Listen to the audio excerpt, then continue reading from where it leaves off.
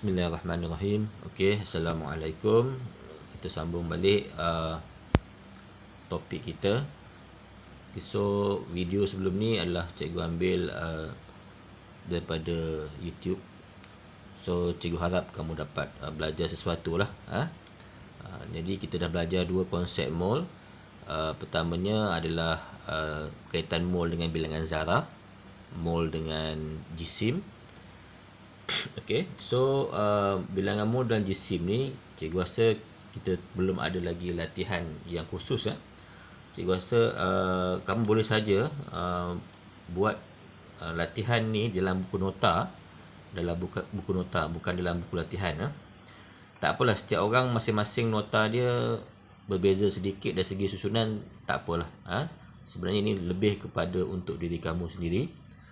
So cikgu nak kamu catatkan aktiviti 3.6 ni, kaitan antara bilangan mol dan jisim di dalam buku nota. Okay, so buatlah soalan okay, nombor 1 boleh, nombor 2 boleh, 3 dan 4 okay, boleh buat semualah. Okay. Okey, yang seterusnya adalah kita nak tengok kaitan seterusnya bilangan mol dan isi padu gas. Okey, bilangan mol dan isi padu gas. Okey, kamu boleh rujuk buku teks kamu, muka surat 53 atau 54. Number of mole and volume of gas. Okey, kenapa ada perkara yang ketiga ni? Kerana gas ni kalau kita nak ikutkan mengikut kaedah jisim, kaitan mol dengan jisim, nak mengira gas agak tidak sesuai ya, kerana jisim gas adalah amat ringan. Okey, jadi tak berapa sesuai. Jadi kita nak kira, kalau melibatkan gas, kita nak kira mol dia kaedah yang lain, iaitu kaedah dengan menyukat isi padu dia. Dengan menyukat isi padu, kerana gas dia ada isi padu dia. Jadi apa yang melalui kajian, ahli kimia mendapati kalau satu gas tu bernilai 1 mol, bermaksud gas itu mengandungi 6.02 kali 1023 molekul. Gas itu dia akan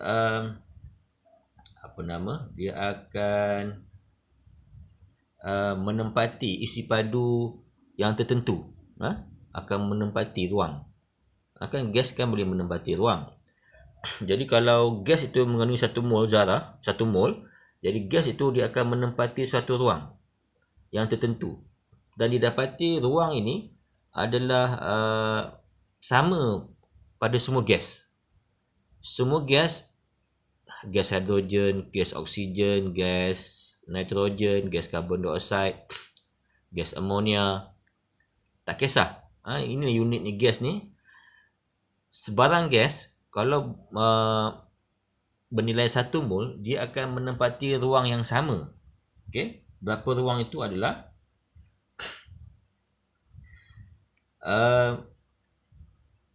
dia akan menempati ruang sebanyak 22.4 desimeter padu.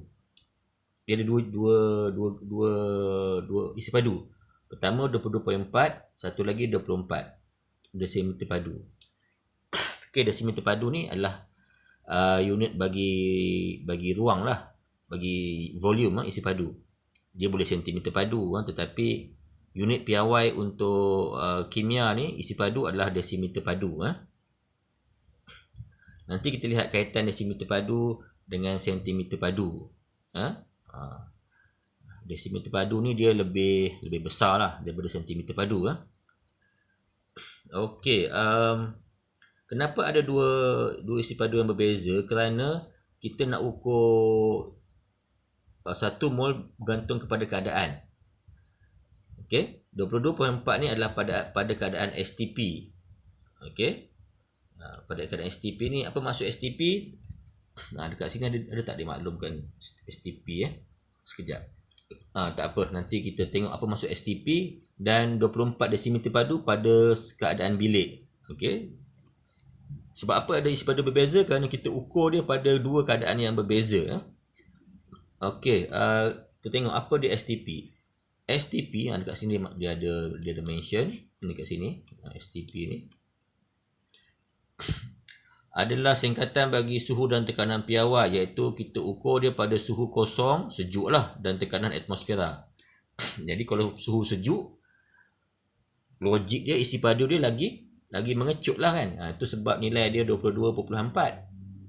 22.4. Manakala pada suhu bilik, berapa suhu bilik?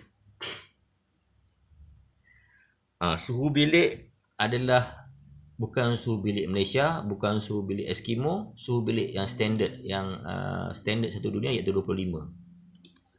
Okey, maksudnya dia lebih panas lah daripada STP. Jadi bermaksud dia punya isi padu dia lagi besar lah sebab dia panas lah.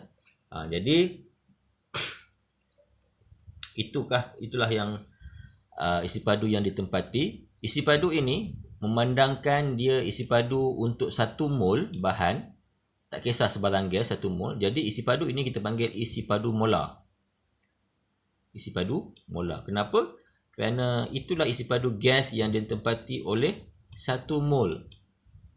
Tak kisah apa jenis gas. Itu yang apa nama,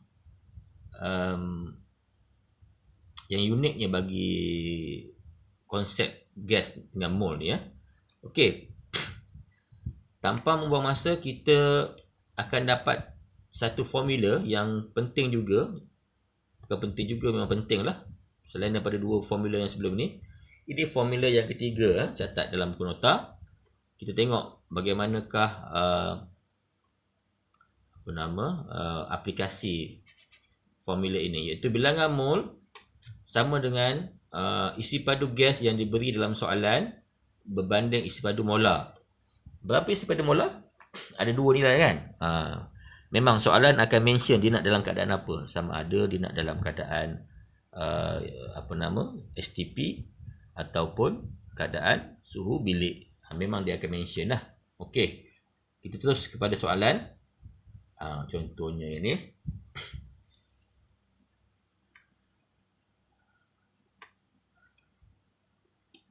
Contoh 9. Hitungkan isi padu 2.2 mol gas hidrogen dalam DM padu. Dalam DM padu, memang dalam DM padu pada STP. Pada STP, nampak dia dah mention STP, iaitu 22.4 desimeter padu. Okey. So macam nak buat ni? Tak apa, kita cikgu terang sedikit demi sedikit. Okey. So lebih kurang macam sinilah. Kita dah belajar 1 mol sebarang gas.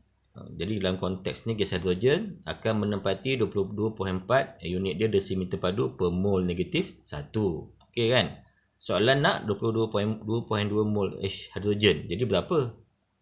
Kan? Kalau yang boleh fikir logik tu, apa yang kamu akan buat? Kamu darab je lah kan? Seperti ni. Dia darab je. Okey? Tapi kalau yang confuse juga, kita terpaksa guna formula yang umum kita lah. Okey, kita terpaksa guna formula kita ni. Ini formula kita yang kamu catat tadi. Bilangan mol isi padu gas bagi isi padu molar. Okey, memang soalan tanya isi padu gas lah. Jadi bilangan mol kita tahu 2.2, isi padu molar 22.4. Jadi kita bawa ke sana. Jadi macam ni lah. Macam ni. Untuk mungkin darab saja. Jadi kalau kamu tak boleh nak fikir logik, pakai formula tu. Darab saja. Okey.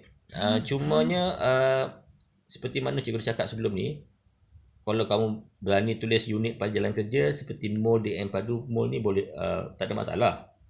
Tapi kalau kamu takut confuse ke nak tulis unit tak betul, sebab ini bukan desimeter padu saja, dia mesti per mol lah.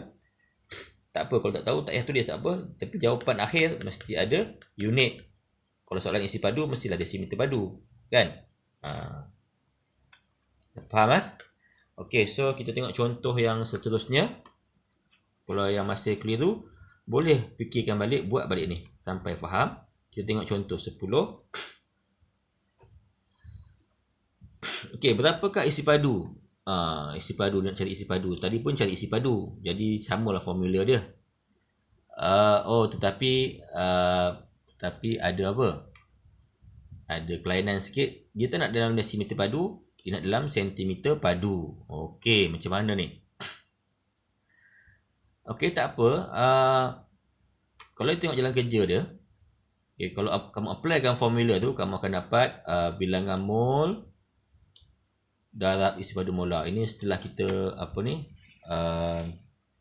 manipulasikan formula, kamu akan dapat seperti ini. Isi padu gas sama dengan bilangan mol kali isi padu molar. Ini adalah asalnya daripada formula kita tadi, tapi kita nak isi padu saja, jadi kita bawa ke atas ni, jadi darab lah. Okey, kamu darab saja, biarkan dalam unit desimeter padu. Mol dengan mol negatif 1 ni dia akan potong lah. Mol negatif 1 dengan mol. Kamu belajar matematik macam mana, dia akan potong kan. Jadi tinggal desimeter padu. Jadi unit akhir mesti desimeter padu. Dia tak ada mol lah. Macam atas ni juga kan. Unit isi padu, jawapan kamu desimeter padu je, tak ada per mol. Sebabnya mol kamu dah dipotong dekat atas ni ya. Dah potong. Jadi tinggal desimeter padu. Okey, dapatlah 0.24 desimeter padu. Okey, macam mana cara kita nak tukarkan kepada sentimeter padu adalah sebenarnya seperti mana cikgu cakap pada awal tadi, desimeter padu ni lebih besar unit dia. Jadi 1 desimeter padu bersamaan dengan 1000 sentimeter padu. Ni kaitannya, 1 desimeter padu bersamaan dengan 1000 sentimeter padu. Jadi kalau 0.24 desimeter padu, macam mana? Boleh? Kalau tak boleh, cikgu tunjuk satu tips lagi. Macam inilah kaitan dia. 1 desimeter padu bersamaan dengan 1000 sentimeter padu. Kalau nak 0.24 desimeter padu, berapa sentimeter padu kan? Jadi, cara cikgu adalah, macam mana? Kita nak 0.24 kan? Jadi, apa yang kita nak, kita letak atas 0.24, bahagikan dengan desimeter padu, mesti desimeter padu lah. Bahagi ni darab dengan 1000. Ni dia punya, bagi yang confuse lagi, ni cara cikgu lah. Kita kaitkan dia, kemudian 0.24. Jadi kita nak apa 0.24, apa yang kita nak, kita letak atas, bahagi 1, kalikan dengan 1000. Jadi dapatlah berapa? 240 cm padu. Okey, contoh yang dalam kehidupan kita yang lain. Okey, contoh dalam kehidupan harian ni kita boleh aplikasikan dia. Contohnya macam ni Kita ada 6 roti harga RM300. Kalau 3 roti berapa? Tapi ni mungkin sebahagian dah boleh congak ni. Tapi cikgu nak tunjuk dia punya konsep adalah macam mana. Apa yang kita nak, 3 roti kita letak atas Apa yang kita nak, 3 roti kita letak atas. Roti mesti bahagi roti. 3 bahagi 6 kita potong-potong. Nampak, roti boleh potong. Kemudian kita potongkan lagi. Potong-potong dapatlah 1 dengan 2 kan. Kemudian 300 bagi 2 berapa? Dapatlah jawapan 150. So itulah konsep dia Jadi benda ni, konsep ni kan boleh guna untuk bermacam-macam kaitan macam tadi ni, isi padu ni boleh dalam kehidupan harian kamu pun boleh kamu buat kaitkan yang mula-mula. Kemudian apa yang kamu nak, kamu letak atas, mesti bahagikan dengan dia punya unit yang sama. Okey. Ini bagi yang confuse lah, kita pakai kaedah ni nak kaitkan dia. Okey, seterusnya kita tengok latihan. Ni contoh yang ke-11. Berapakah bilangan mol gas oksigen yang mempunyai isi padu 600 cm padu pada keadaan bilik? Okey. Tak kisah gas apa pun, dia punya isi padu molar dia tetap sama pada keadaan bilik 24. Jadi isi padu gas. Ini kita kena buat satu step yang lain dahulu. Kenapa? Kerana dia beri isi padu dalam 600 cm padu. Sedangkan kita punya unit dalam desimeter padu. Jadi apa kita buat adalah kita kena tukar dahulu sentimeter kepada desimeter. Okey, dengan membahagikan 1000 dapat 0.6. Kamu kena ingat bahawa desimeter padu ni unit dia lagi besar daripada sentimeter padu. Kalau 600 memandai 0.6 desimeter padu. Bermaksud desimeter padu ni melambangkan dia unit lagi besar lah. Sebab dia kecil sahaja dia nilai bersamaan dengan beratus sentimeter padu. Bermaksud desimeter padu ni melambangkan, mewakilkan isi padu yang lebih besar. Okey, jadi bahagikan dapat 0.6. Kemudian bilangan mol, formula dia adalah isi padu gas yang diberi bahagikan isi padu molar. Okey, dapatlah unit terakhir dia. Okey, 0.025 mol. Dapat? Okey, so habislah tentang konsep mol dan isi padu. Habis dah. Itu saja formula yang utama dia, kamu kena tahu. Kemudian habislah. Kamu boleh buat aktiviti ini pada buku nota kamu. Dah ada 2 buku nota, bukan buku latihan buku nota. Jangan takut-takut nak buat aje, tak apa. Sebab ada yang tanya cikgu nota ni boleh buat sendiri ke? Boleh buat sendiri. Yang cikgu nyatakan dalam video ni, apa yang cikgu suruh catat, kamu catat. Terpulanglah bagaimana masing-masing nak terjemahkan nota kamu dalam macam mana. Tapi yang penting mesti menarik lah. Mesti pen yang berwarna ke. Okay, jangan cakap ayam lah. Okay, so buat yang ni 1, 2, 3 dalam buku nota. So itu saja untuk hari ini. Di samping latihan yang kaitan mol dengan jisim tadi yang cikgu bagi tadi. Okay, so itu saja. Okay, terima kasih kelas.